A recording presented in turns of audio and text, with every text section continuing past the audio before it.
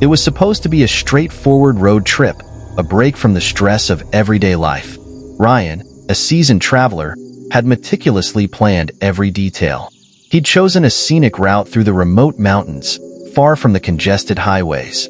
The idea was to disconnect, breathe in the fresh air, and take in the untouched beauty of nature.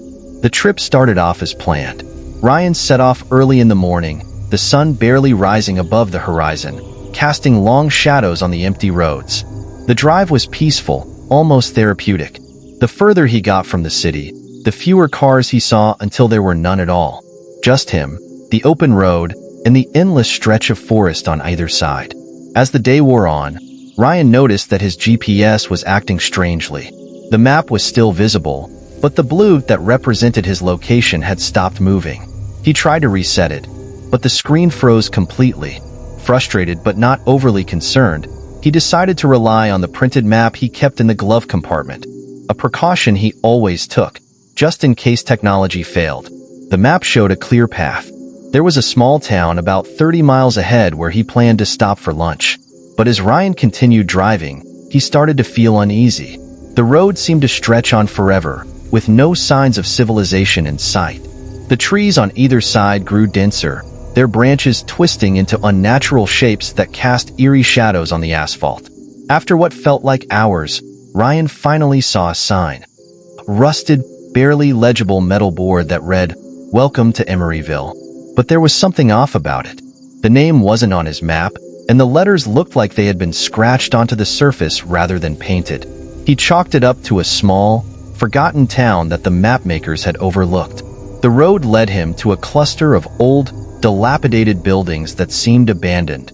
The windows of the houses were broken, and the doors hung loosely from their hinges.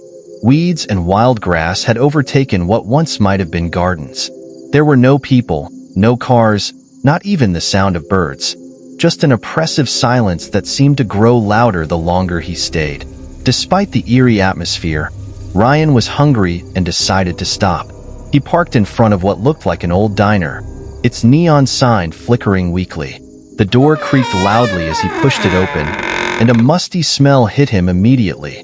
The inside was just as dilapidated as the outside. Tables covered in dust, chairs toppled over, and an old jukebox in the corner that looked like it hadn't played music in decades. Ryan called out, but no one answered. He was about to leave when he noticed a figure sitting in one of the booths, facing away from him. It was an old man, dressed in ragged clothes, his back hunched over as if he hadn't moved in years. Ryan hesitated, unsure whether to approach him, but his curiosity got the better of him. "Excuse me," Ryan said, his voice sounding too loud in the stillness. The old man didn't respond. He didn't even move. Ryan walked closer, his heart beginning to race. He reached out to tap the man's shoulder, but as soon as his fingers made contact, the figure crumpled forward, collapsing onto the table. Ryan stumbled back in horror, realizing that the man was nothing more than a pile of clothes draped over a skeleton, long since decayed. Panic set in. Ryan ran out of the diner and back to his car, his mind racing. He needed to leave this place, whatever it was. But as he turned the key in the ignition, the engine sputtered and died. He tried again, but the car wouldn't start. He was trapped. Desperate, Ryan got out of the car and started walking back the way he came. But the road had changed. The once straight path was now winding, twisting in impossible directions. No matter how far he walked, he found himself back at the town, the same rusted sign greeting him each time. As the sun began to set, casting long shadows across the deserted streets, Ryan's fear turned to terror. He was stuck in a place that shouldn't exist, with no way out. The silence that had once been unsettling now felt suffocating, as if the town itself was watching him, waiting. Ryan spent the night in his car, his mind plagued by nightmares of the old man in the diner. When he awoke, the town was still there, unchanged, as if time had stopped. His phone had no signal, the map was useless, and the road led nowhere. Days turned into weeks, though Ryan had lost all sense of time. The food he had packed ran out, and the hunger gnawed at him. But he couldn't bring himself to eat anything from the town. It was as if the place was slowly draining him, feeding off his fear and despair. One day, in a final act of desperation, Ryan decided to leave his car and walk into the forest, hoping to find a way out.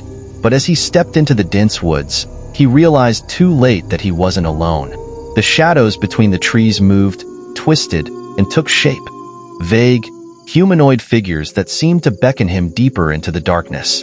Ryan ran, but no matter which direction he went, the figures followed, growing closer with each step. Exhausted, starving, and terrified, he collapsed to the ground, unable to continue. The last thing he saw before the darkness took him was the outline of the diner's neon sign flickering in the distance, as if it had been waiting for him all along. Days later, a search party found Ryan's car, abandoned on the side of the highway, with no trace of him anywhere. The town of Emeryville didn't exist on any map, and the road he had taken led nowhere but back to where it started. Ryan had vanished without a trace, leaving behind only his vehicle and the haunting memory of a journey that had no end.